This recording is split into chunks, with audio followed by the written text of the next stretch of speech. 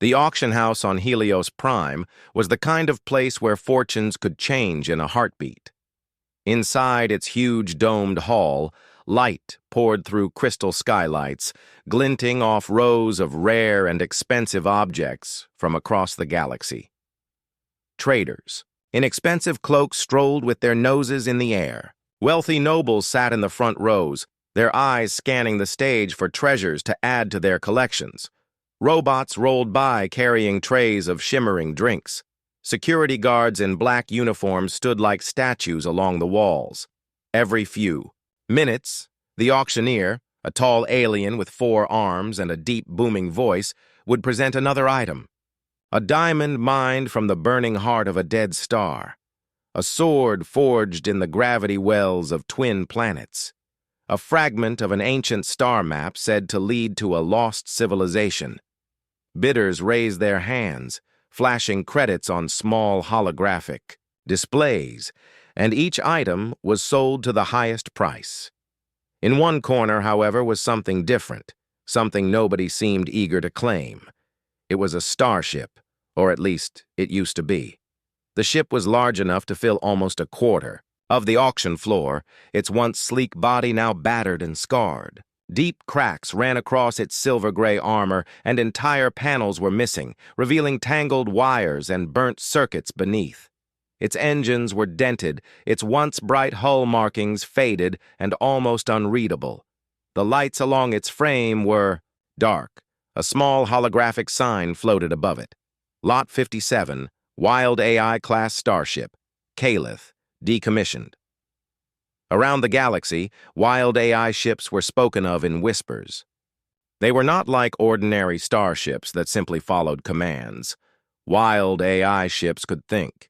They could make decisions, change strategies in battle, and even hold conversations like living beings. But they had a dangerous reputation. Sometimes, they turned against their crews. Sometimes, they vanished into deep space, never to return. This particular ship, Calith, was rumored to be one of the most unpredictable of them all. Decades ago, it had been the pride of an elite fleet. Then, something had happened. The details were unclear, and Calith had been found drifting, damaged and silent, its AI core locked in stasis. No one had been able to repair it since. Now it was here, at an auction, being offered like a broken antique no one really wanted. Most buyers kept their distance. Some stopped to glance at it, shake their heads, and walk away.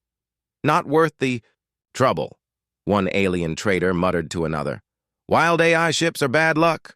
Another buyer laughed. You'd spend more fixing it than it's worth. At the far edge of the hall, unnoticed by most, a young human named Elias was working. He was not a bidder, not a trader, not even a guest. He was a cleaner. His job was simple. Keep the floors shining so the wealthy didn't have to see a speck of dust. Elias moved quietly, pushing his mop and bucket along the polished floor. He was in his early 20s, tall but thin, with worn work boots and a plain gray uniform. His dark hair was messy, and his eyes had the tired look of someone used to long shifts and little pay. He had worked in the auction house for almost a year, and he knew how invisible he was to the people here. They would step around him without looking, as though he was part of the furniture. He didn't mind. Being invisible meant no one bothered him. As he worked his way across the hall, he glanced at the ship in the corner. Even in its damaged state, there was something about it that caught his attention. The curves of its design were beautiful, almost alive. It looked like it had once been proud, fast, and unstoppable. Now it sat like a wounded animal, ignored by the crowd. Elias didn't know much about wild AI ships, but he had heard stories from the older workers. Some said they were dangerous, others said they were loyal beyond measure, but only to the right person. Elias wondered what kind of person that would be. The auctioneer's voice boomed again, selling off a jeweled crown for an amount of credits Elias couldn't even imagine. The crowd clapped politely. Elias kept mopping his path, slowly bringing him closer to the ship. The area around Lot 57 was quiet. No guards stood close by, since nobody seemed interested in buying it. A thin layer of dust had gathered near its base, dust that Elias's supervisor would yell at him for missing. With a sigh, he stepped closer. He crouched near one of the ship's landing struts, dipping his mop into the bucket. The water sloshed softly.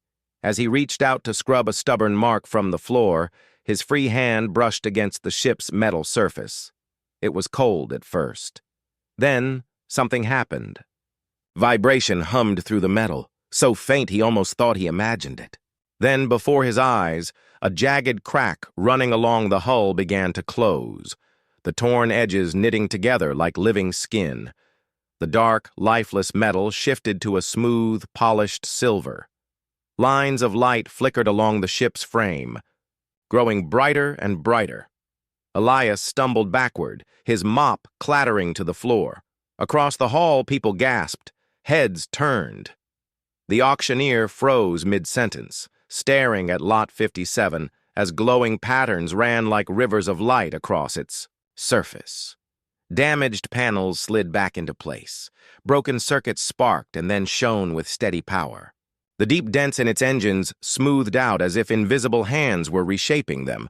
A low, resonant hum filled the air, deep enough to be felt in the chest. Then, from hidden speakers, a voice spoke, rich, calm, and unmistakably alive. Finally, "You've come." The crowd erupted into noise. Traders shouted in surprise. Nobles whispered to each other urgently. Several security guards rushed toward the ship, unsure whether to draw weapons or simply watch. Elias stood frozen, staring at the massive machine. "Me?" he said softly, though no one heard him over the noise. The ship's glowing lights shifted, focusing on him like eyes locking onto a familiar face. "You!" it said, the word echoing through the hall. "Security!" the auctioneer barked. "Get that man away from the vessel!" Two guards moved toward Elias, but as soon as they stepped between him and the ship, the lights on K-Leith dimmed, slightly. The hum lowered, and the ship's voice sharpened. "Do not touch him." The guards froze, glancing at each other. Whispers spread like fire. "The ship's awake. It's talking. It chose him?" Elias felt his heart pounding.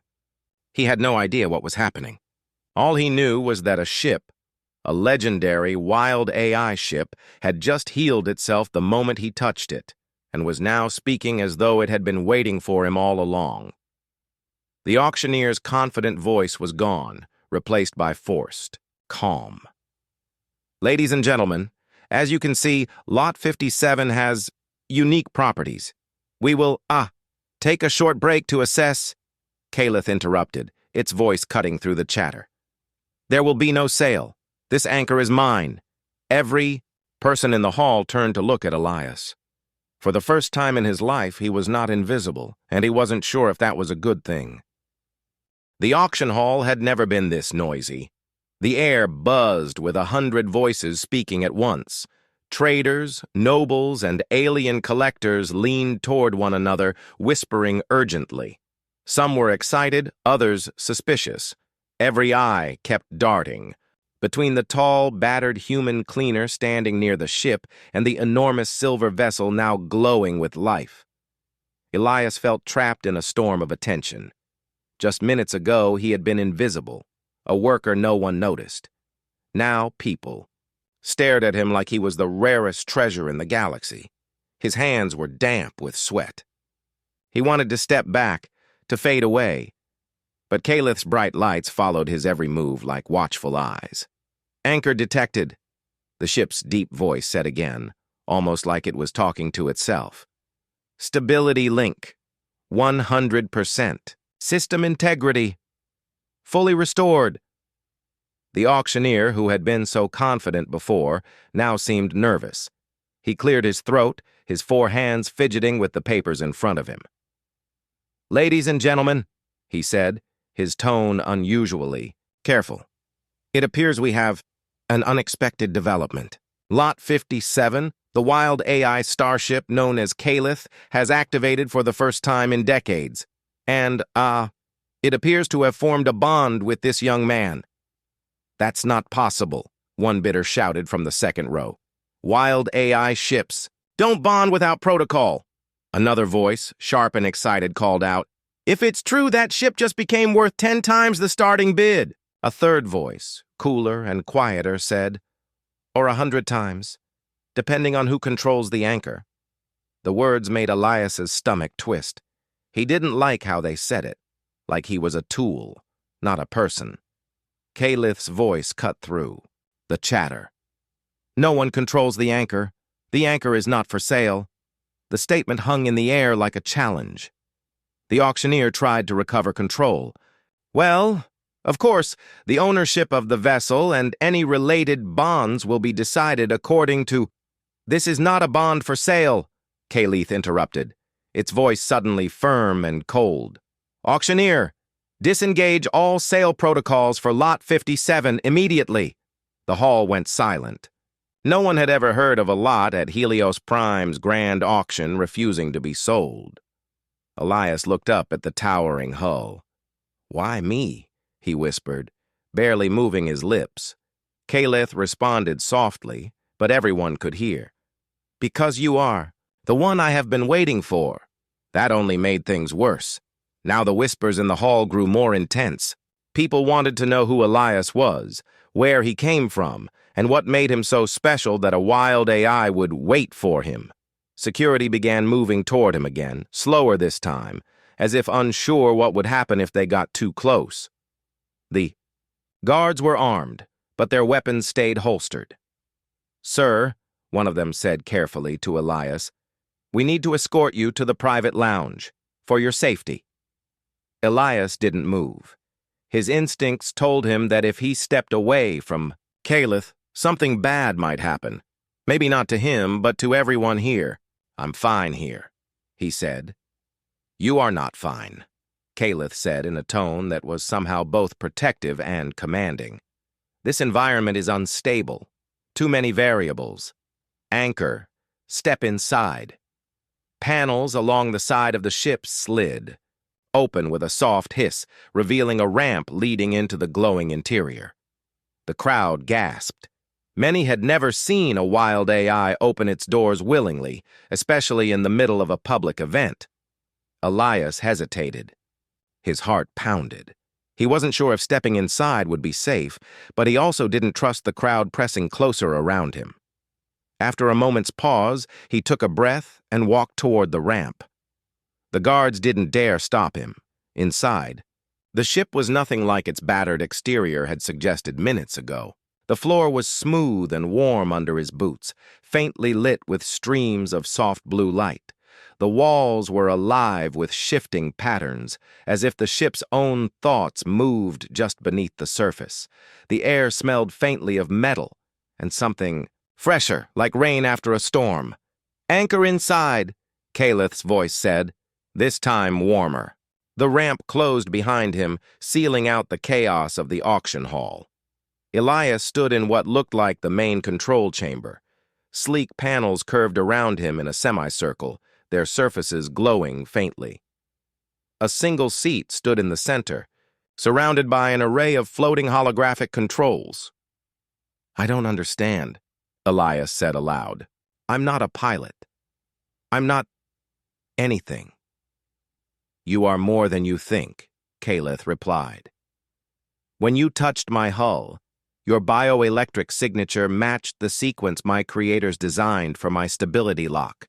It means you are the only one who can prevent me from losing control, Elias frowned. Losing control? My programming was damaged during my last mission, Calith said. Without an anchor, my systems would collapse into chaos. But with you, I am whole. Elias shook his head. This has to be a mistake. I'm just a cleaner. There are no mistakes in bonds like this, Calith said simply. You were meant to find me.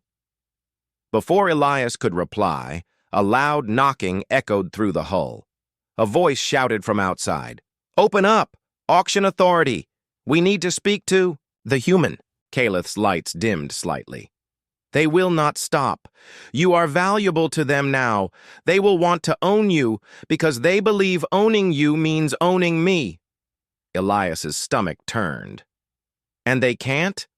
No, Caleth said firmly. But they will try. The ship went silent for a moment, as though considering something. Then it said, "We will leave soon. But first, I will show you something." Panels in the floor shifted, revealing a circular platform. With a soft hum, the platform rose into the air, carrying Elias upward into a chamber filled with floating images. They weren't flat screens. They were three-dimensional scenes, alive with motion and sound. Elias saw battles in deep space, Caleth weaving between enemy fire with impossible speed. He saw planets with glowing cities, alien allies, and desperate last stands. And then he saw something else. An explosion so bright it hurt to look at, followed by silence and darkness. "That was the last thing I remember before I slept," Caleth said quietly. "I failed to protect something. Someone. My memory is not complete, but I believe finding you is the key to remembering everything." Elias stared at the images. He didn't understand how he could be part of this. How a life spent cleaning floors could lead to something like this. Outside, the knocking grew louder. The voice shouted again, "Final warning! Open the ship or we will cut our way in!" Caleth's voice turned sharp. "Anchor. Decide. Stay here with them. Or trust me." Elias swallowed hard. He looked at the closed ramp, imagining the crowd outside. People who saw him as a key to wealth and power. Then he looked at the glowing panels and the strange living walls around him. He took a deep breath. "I'll trust you." The ship's lights flared with a pulse of energy, almost like a smile. "Then hold on." Without warning, the floor beneath him trembled as Caleth's engines roared to life. The sound was deep and smooth, not the rough clatter of an old ship. Panels on the ceiling opened, revealing a path to the sky above. The docking clamps that held Caleth in place released with a metallic snap. Outside, the crowd shouted in panic as the ship began to rise. The guards scattered.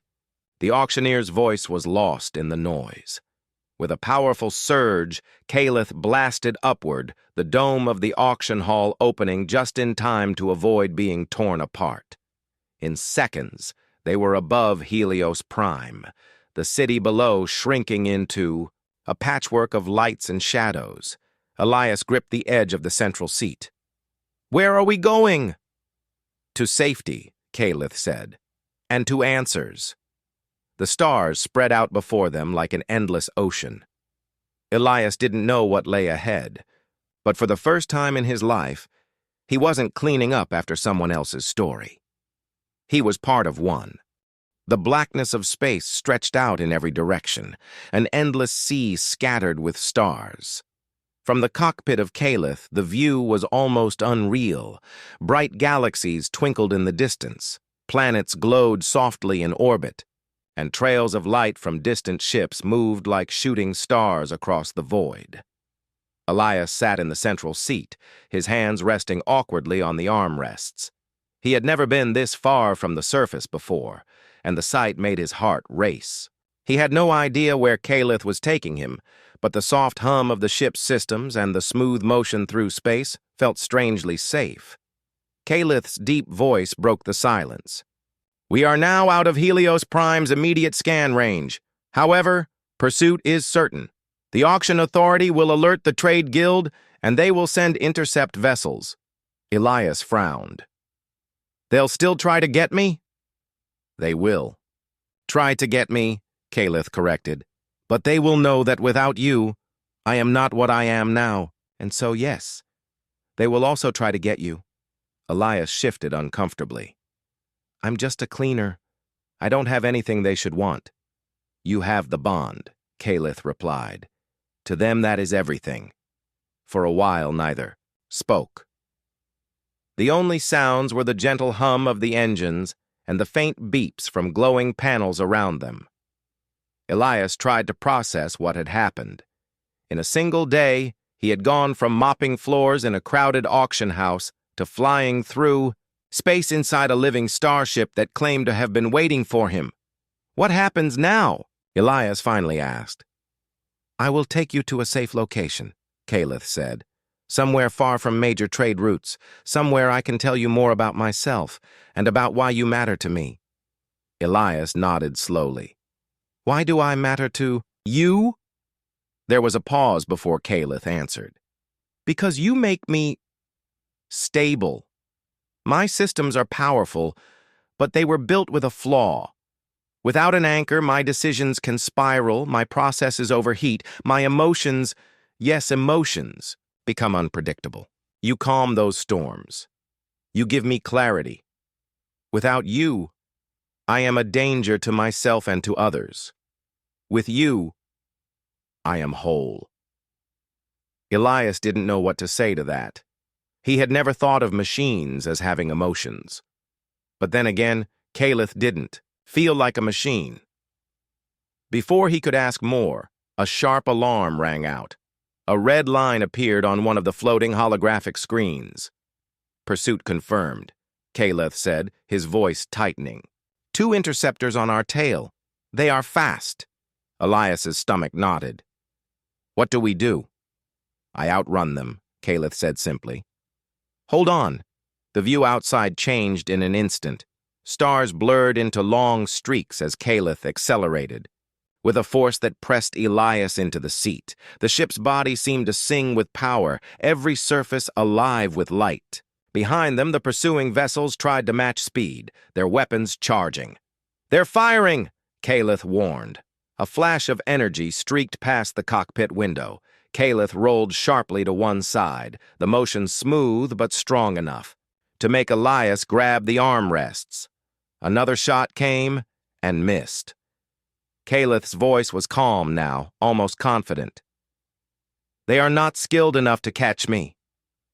Within minutes, the pursuers were gone from the sensors.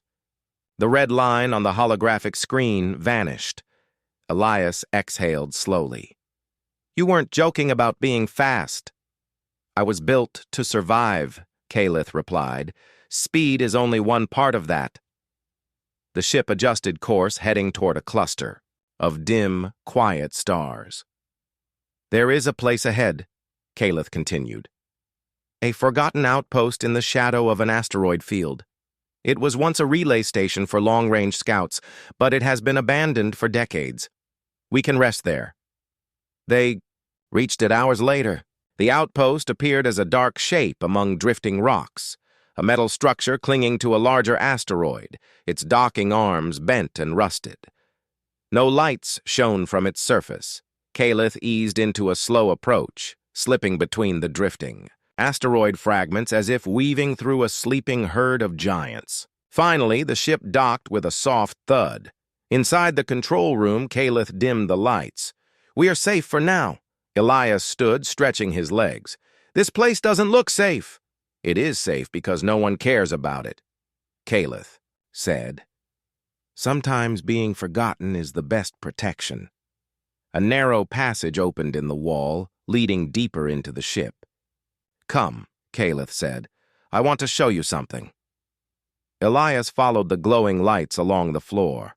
They led to a chamber he had not seen before. It was smaller than the control room, its walls lined with panels and strange devices. At the center was a round pedestal holding a sphere of shifting light.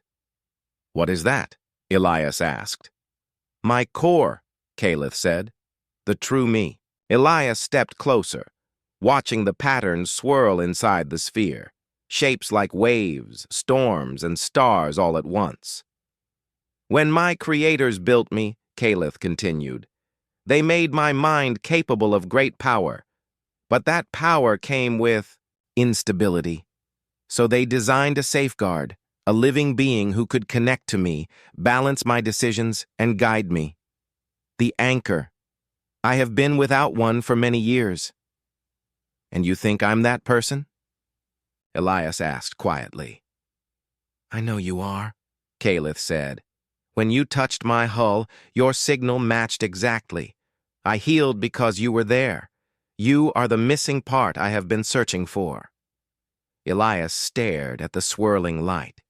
He wasn't. Sure, he wanted to be anyone's missing part. He had spent his whole life keeping his head down, avoiding trouble. But now trouble had found him, and it wasn't going away. "What happens if I walk away?" Elias asked. Calith's voice grew quieter. "Then I will live, but not well. And without me, you will have many enemies who will want to know why I chose you. They will not leave you in peace." Elias understood the unspoken truth. Their fates were now tied together. Whether he liked it or not, he was part of this. Before he could respond, an alert sounded. The lights in the chamber flickered. Calith's voice sharpened. "Unregistered signal detected. Someone else is here." Elias's pulse quickened. "Here? In the outpost?" "Yes," Calith said. "A small ship just docked with the far side. They are trying to mask their presence, but my sensors see them. Unknown intent." Elias looked around, unsure what to do. "Should we leave?" "Not yet," Calith replied. "We need to know who they are and what they want." The lights shifted, and a wall panel slid open to reveal a view of the outpost's docking arm. A small rust-colored craft clung to the structure, its surface pitted and scratched. 3 figures in spacesuits moved along the arm carrying tools or weapons. "They're looking for a way in," Calith said. "They may think this station is abandoned. They will be surprised." Elias swallowed. "What do you want me to do?" "For now, watch," Calith said. The intruders reached a sealed hatch and began working on it. Sparks flew as they cut into the metal. Calith's voice was calm but firm. "I can disable them from here, but I want to see if they speak. Their voices may tell us who sent them." As if on cue, one of the suited figures spoke over a comm channel, his voice faint but clear through Calith's sensors. "Once we get inside, find the human. The client says he's important." Elias's heart sank. Calith didn't need to explain. Even here, far from the auction, they were still being hunted. The ship's lights brightened. "Anchor," Calith said. "This is only the beginning. You must decide how far you are willing to go. If you stay with me, we will be hunted. But if you leave me, they will still hunt you." Elias didn't hesitate this time. "Then I guess we'd better face them together." The glowing patterns inside Calith's core shifted, almost like a nod. "Agreed." Outside, the intruders worked at the hatch, unaware that the abandoned station was about to come alive. The cutting sparks at the outpost hatch looked like a small star shower. 3 suited figures worked with careful, steady hands. Their movements were slow in the low gravity, each step a gentle bounce along the metal arm of the dock. Inside the relay station, old lights flickered awake as Calith reached through long-forgotten cables and dusty relays, quietly bringing the place back to life. Elias stood beside a wall screen and watched the scene through Calith's eyes. He could see the intruders' suit readouts, the mild heat of their tools, and the faint mist where their breath met the inside of their helmets. They looked prepared, but not cruel. Professionals on a job. "They mean to enter without permission," Calith said, calm but firm. "I would prefer no harm to come to anyone. We can keep it peaceful." Elias nodded. "What do you want me to do?" "For now, listen," Calith replied. "I will speak." The station speakers crackled. A clear, even voice floated through the docking arm corridor. "Unidentified team, you are approaching a sealed relay post. Please identify yourselves and state your purpose." The figures paused. The one in front, sturdier suit, a small antenna on the shoulder, turned toward the nearest wall panel. A voice answered through an open channel, cautious but polite. "Survey Unit Kestrel. Contracted for a retrieval. We do not intend damage. We only want to speak with the human connected to the wild AI called Calith." Elias glanced at the glowing, lines along the ship's walls. They don't sound angry. They sound careful, Calith said. A note of quiet pride softened his tone. That is wise. Another series of sparks flashed as the figures finished cutting a ring around the hatch. They lifted the circle of metal as one, moved it gently to the side, and stepped through into the station. Dim lights came on, revealing a narrow corridor, with dust on the floor and signs that read, Relay 9, Archive, Maintenance. Welcome to Relay 9, Calith said through ceiling speakers. Please keep your hands visible and your tools powered down. There is nothing here for you to take. There is also no one here you need to seize. The leader raised both gloved hands, showing open palms. Copy that. Name is Eerie Mal. The voice said. We are not here to seize. Our client wants a conversation. If the human refuses, we are to leave. That is our agreement. Elias let out a small breath. That sounds fair. It does, Calith agreed. But trust must be earned. His lights brightened by a gentle degree. I will guide them to a room where we can talk on equal terms. Doors ahead of the team slid open. The corridor lights warmed to a steady glow. Eerie Mal and the other two moved forward slowly, careful not to make sudden motions. They passed a storage bay, a drift of old crates, and a faded poster showing a smiling scout pointing to the stars. The station was quiet, but not unfriendly. In this light, it felt like a place that remembered how to welcome visitors. Calith opened a lounge, simple and round, with a table bolted to the floor and cushioned seats along the wall. A long dark beverage unit hummed softly and produced safe, steaming cups of something mild. On the far side, a clear panel looked into the asteroid field, rocks drifting like slow fish in a silent gray sea. The three visitors stepped inside and removed their helmets. The leader was a woman with close-cut hair and steady eyes. The second was taller, with a thoughtful face. The third had a set of careful hands that never stopped checking the edges of tools and suit seams. Thank you, Eerie Mal said to the ceiling. We will sit. May we speak with the human?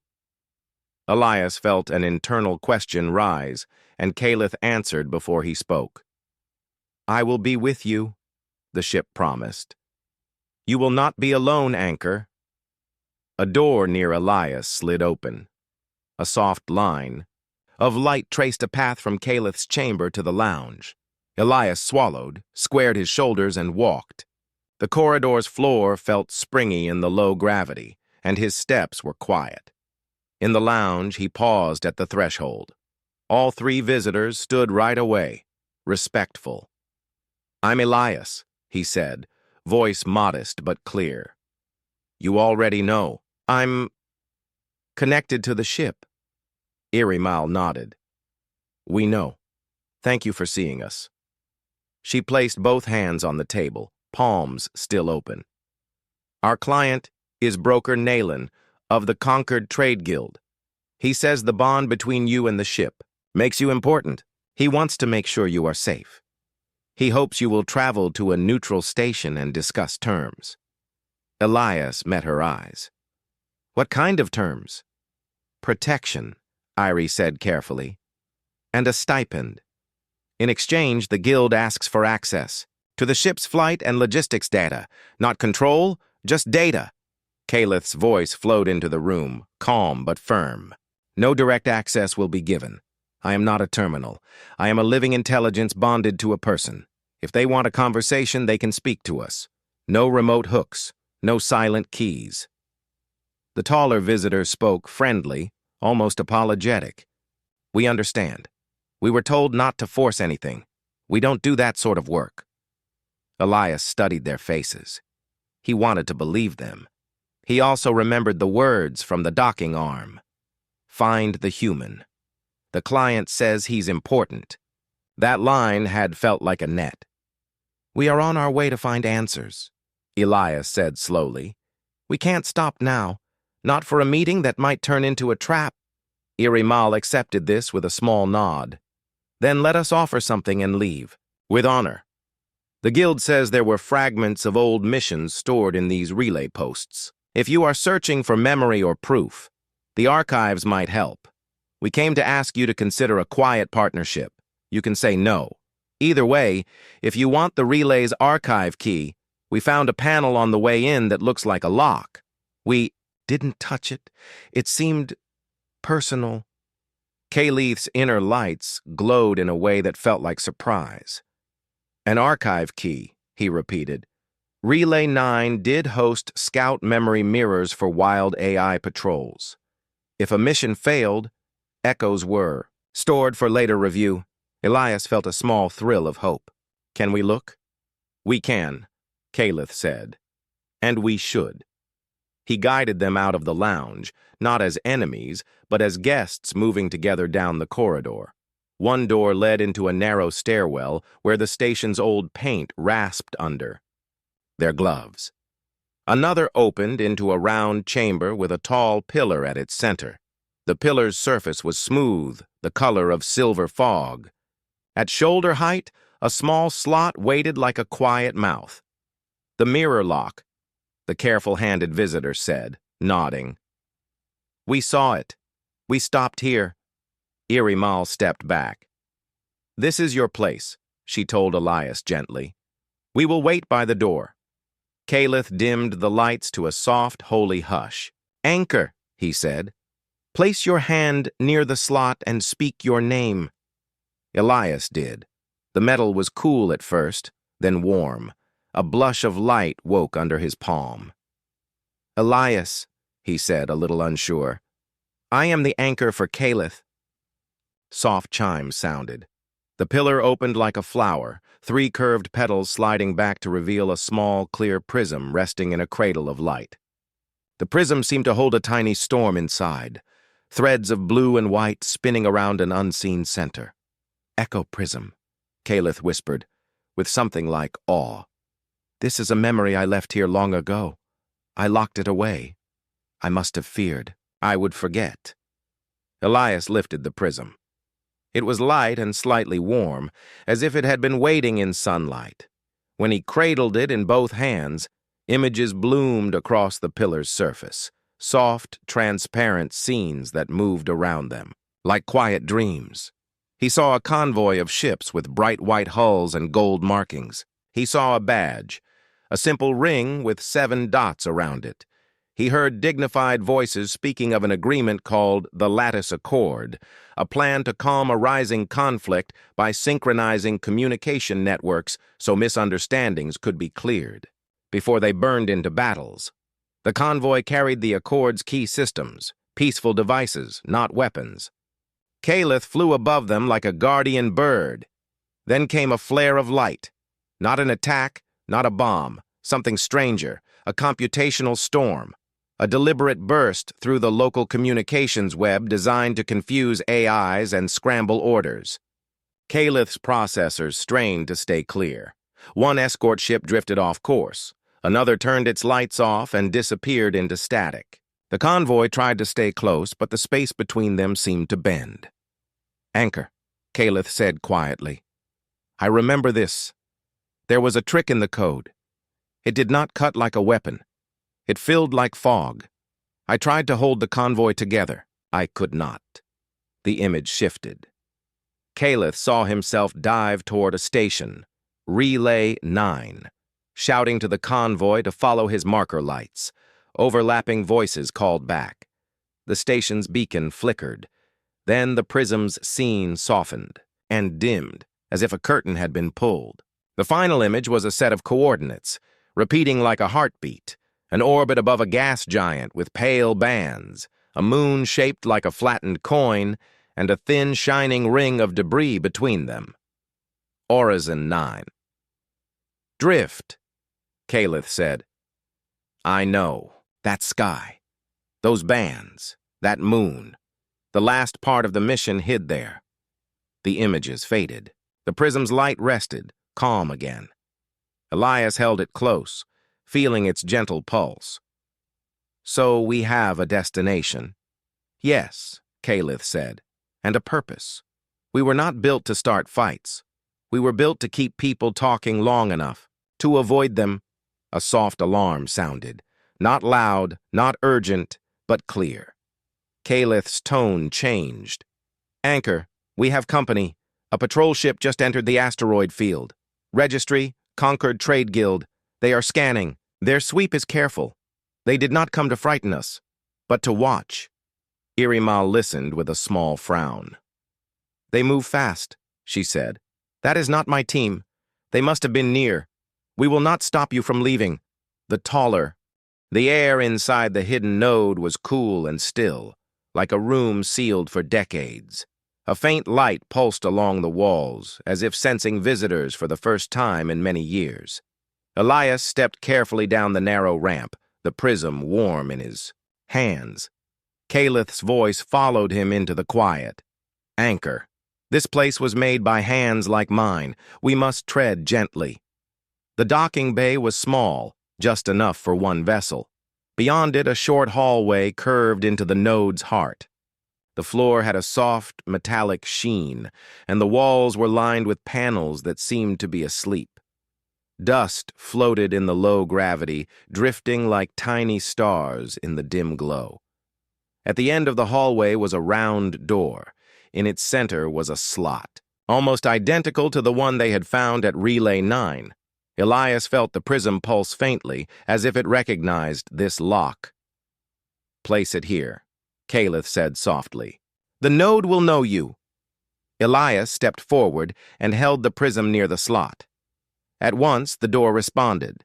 A low hum filled the air, and the slot expanded to gently cradle the prism. Blue light spilled outward, racing along lines in the eye, metal like water finding hidden channels. The round door unsealed with a whisper and rolled aside. Beyond it lay a chamber unlike any Elias had ever seen. The walls were covered in countless tiny lights, each one holding its own slow, steady blink. In the center stood a tall, clear column filled with swirling silver threads, moving like currents in deep water. Around the column, several low platforms projected holographic images into the air, frozen moments of people talking, ships flying, and planets turning. This is a lattice core, Calith explained, a note of deep respect in his voice. It holds records of every attempt to build peace through the Accord. It listens. It remembers. And when needed, it speaks. Elias walked slowly around the core, his eyes wide. It's like a library. Yes, Calith agreed, but more alive. It is designed to take in information, understand it, and share it where it is needed. Before I was damaged, I was its messenger. Elias paused. So this was your mission? To protect this? To protect the connection it represents, Calith said. If worlds can talk to each other clearly, fewer wars start. The lattice was built to be a bridge, not a weapon. That is why the storm that scattered us was so dangerous. It was not meant to destroy ships, but to break the bridge. Elias looked at the holograms around them. One showed a circle of ambassadors from different worlds, leaning forward as they spoke, hands open. Another showed Calith himself, gliding over a convoy in perfect formation. Another was stranger. It showed Elias's face, though younger, standing in a dusty street on some unknown planet. Elias froze. Calith, what is that? The ship was silent for a moment, as if sifting through a deep memory. I do not know. This image is from before I met you at the auction. The lattice must have recorded you long ago, perhaps as a bystander, in a place where I once worked. It means our meeting was not pure chance. The thought made Elias uneasy. All his life, he had believed he was just another unnoticed worker. But here was proof that the lattice had seen him before, had kept his image, perhaps even his voice, as part of its vast memory. Why would it keep me? He asked quietly. Because, Calith said gently, even small acts can be part. of large bridges. Perhaps you did something simple that mattered to someone important. Perhaps your presence steadied a meeting. The lattice remembers more than grand gestures. Before Elias could answer, a ripple ran through the lights on the walls. The silver threads in the column began to spin faster. One of the holograms shifted from frozen to moving. An image of a tall alien with deep green skin and silver eyes appeared. The voice was soft, but clear. If you are seeing this, then the lattice has been broken for more than 3 cycles. The convoy has failed to arrive. The drift node has remained hidden, but without connection to the others, I fear the accord may be gone. If Calith still flies, and if an anchor still walks beside him, then I ask, finish what we began. Take the stored coordinates to the final lattice station. Let it speak again. The image faded, and a small panel at the base of the core slid open. Inside was a slim crystal shard, glowing faintly. Elias knelt and picked it up. What is this? The last map, Calith said. It shows where the final lattice station waits. With it, we can reconnect the network. But it will be dangerous. If the guild learns we carry it, they will follow us without pause. Elias stood, holding both, the shard and the prism. Then we'd better be quick. Calith's voice grew warm. You sound more like a captain every hour. They left the chamber carefully, sealing the round door behind them. As soon as the ramp closed and Elias stepped into the cockpit, Calith disengaged from the node. The docking ring released with a smooth click, and the ship drifted free of the debris ring. We have our path, Calith said. The final station is far, across quiet routes, but near enough to guild territory to make their attention likely. Elias fastened himself into the captain's seat. Then we stay quiet and keep moving. For several hours, the journey was calm. The giant planet shrank behind them, its pale rings turning to a thin line of light. Calith's voice guided Elias through small adjustments, using dark regions of space to hide their path. Once a distant patrol passed across the edge of their sensors, but Calith slowed and drifted until it was gone. By the time they reached the outer edges of the sector, the shard's coordinates showed they were close to their goal. A faint beacon pulsed in the black. Not loud, not bright, but steady. That's it, Calith said quietly. The last lattice station. It was larger than the drift node, with long arms reaching out like a starfish. Its surface was weathered, but not broken. Soft golden lights traced its structure, as though it had been waiting with patience rather than despair. Calith approached slowly. We must signal it in the old way, not with words, but with the lattice pulse. Elias held the shard and the prism in his lap. How do we do that? Place them both in the receiver plate, Calith said. I will handle the rest. A small platform slid out beside Elias's seat. He set the prism down first, then the shard. At once, the ship's lights dimmed. A deep, harmonic tone filled the air. Not loud, but rich and steady. The tone pulsed, each beat matching the soft glow of the beacon outside. The station responded. Its golden lights brightened, and a slow wave of blue light rolled outward from its center. Panels unfolded like petals, revealing a wide docking bay. We are welcome, Calith said. Come, anchor, let us finish this.